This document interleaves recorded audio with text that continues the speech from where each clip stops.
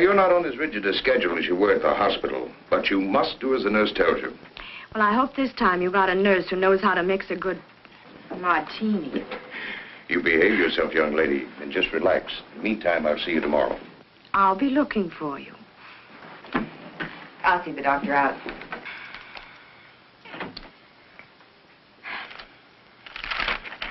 I'm so glad you made her come home, Doctor.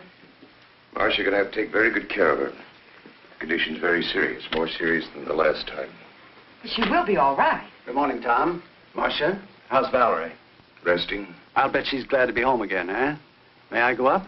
No, she shouldn't be disturbed. She's not exactly over it.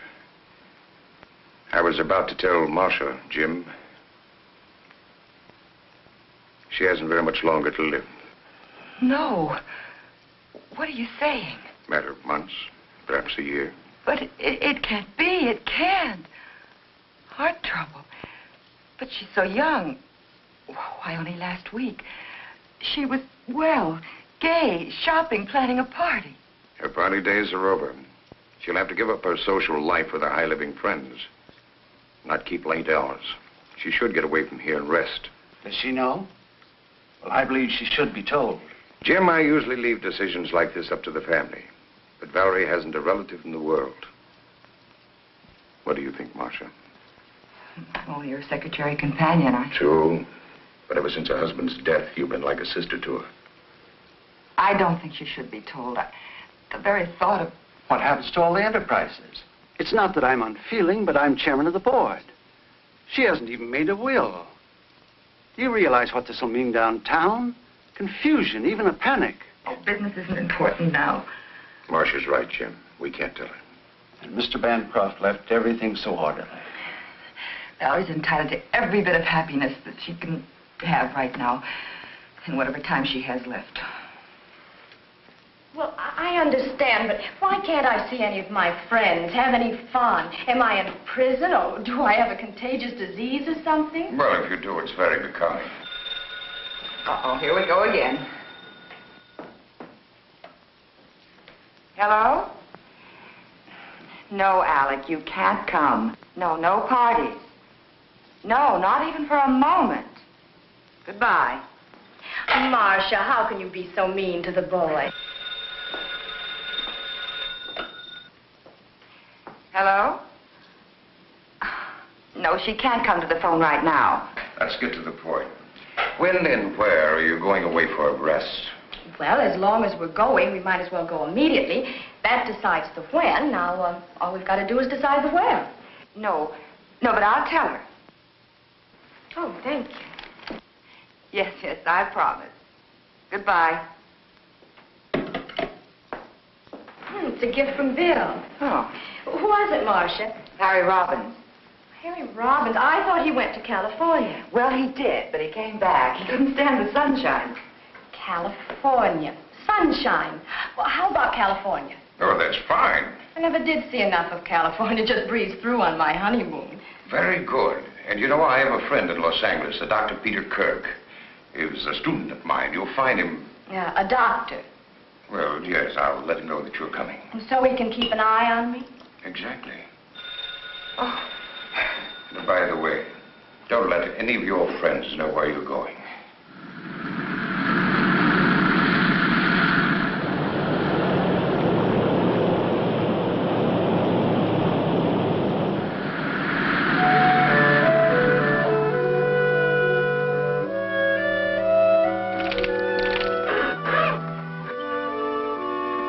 Well, there you are.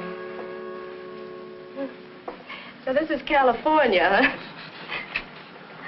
How can you tell? Well, actually, when conditions are right, the view is very stimulating. I'm due at the hospital now. And remember the password, relaxation. You're acting the doctor again. Okay. Tomorrow, I promise to forget my Hippocratic oath and show you around. Places like the Huntington Library? Yes, and La Brea Tar Pits. Oh, fascinating place, the La Brea Tar Pits. And then, of course, there's always Griffith Park.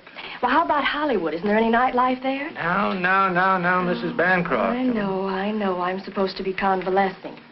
Mrs. Bancroft, you've got to be on your best behavior and get to bed early. Well, let's say we do the town tomorrow night after the sightseeing. We can have an early dinner and then the theater, but no nightclubs. Sounds all right. Fine, I'll see you both in the morning then about 10:30. Thank you for picking us up at the airport. You're very welcome. Oh, and before I forget, you can always reach me at either of these numbers. Oh, thank you, Doctor. Okay. Goodbye. Bye. Goodbye. You know something? I'm tired. I think I'll lie down. Good idea. There's no reason for you to sit around here. Why don't you go down to the lobby, stroll around, look the place over? Oh, I don't think I ought to leave you. Well, silly, I can have you paged if I need you. Here. Break this in for me, huh? And let's make you real glamorous, huh? Here.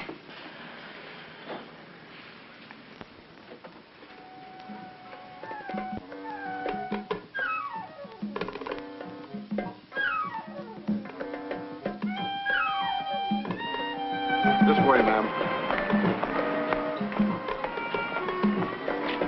Must be all right? Yes, fine, thank you.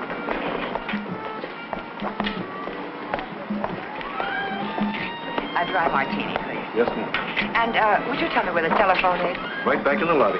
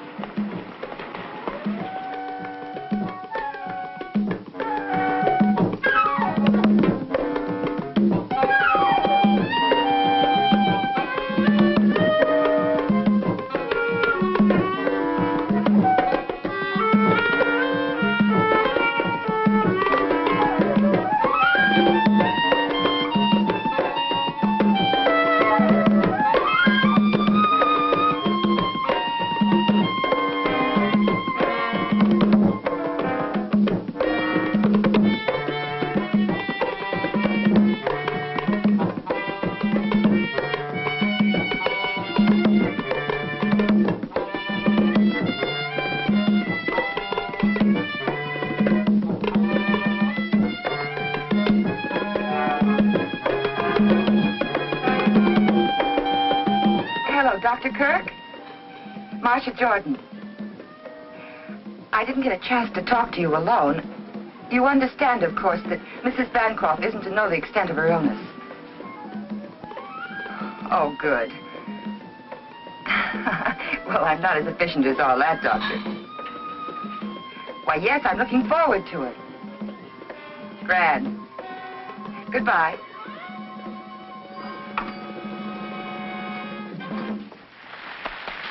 Ladies and gentlemen, Fritzy and Don Darval.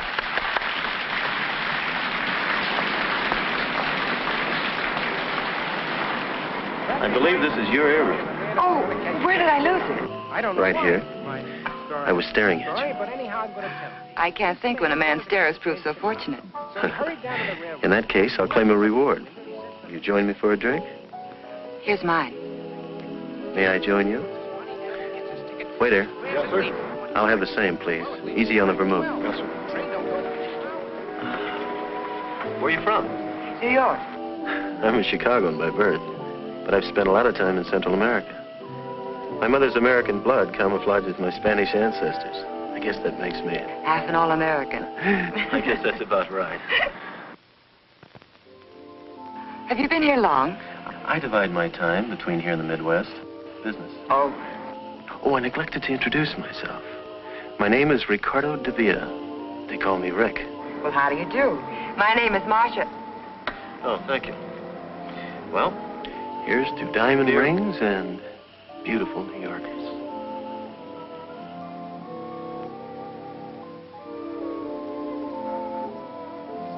It's nearly dinner time. We have some wonderful places here. Scandia's, LaRue's. I'm afraid I'll have to take a rain check. My traveling companion's a bit under the weather. Oh, that's too bad. You claimed a reward for the earring. I'd like to honor it. Thank you. Good night, Mr. DeVille. Hasta la vista.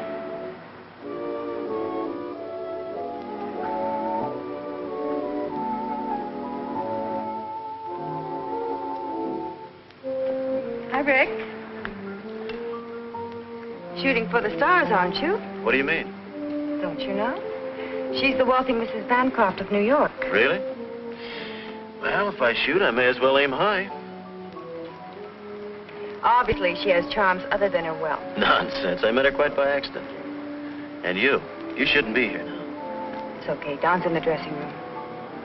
Buy me a drink. I don't think you better. Why? Is she coming back?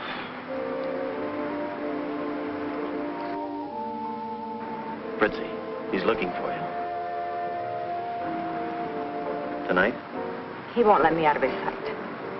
Tomorrow. Tomorrow at 10. Oh, there you are, darling. I was looking all over for you. Sit down, Don. Let's invite her to pour a drink. It's unusual for him to be giving instead of taking. Come on, Don. You don't mean that. Sit down and have a drink with us. Waiter, chair, please. Good morning, Mrs. Bancroft. Why, this is Mrs. Bancroft, Mr. DeVere. Oh, I beg your pardon. How do you do? I'm Marcia Jordan. However did you get the idea I was Mrs. Bancroft? A mistaken gremlin told me. Oh, there's Dr. Kirk. Excuse me. Come on, Valerie. You can't possibly be the friend Miss Jordan mentioned. Why not? Well, I understood you were ill from the trip. Oh, I'm famous for quick recovery. May I put my car and myself at your disposal? Oh, thank you. Someone's coming to pick us up. Then why not dine with me this evening? Oh, I'm sorry. I've got sort of a half day. Well, half a date's no date. Let's make it definite. At 7? Perhaps. Goodbye. Till 7?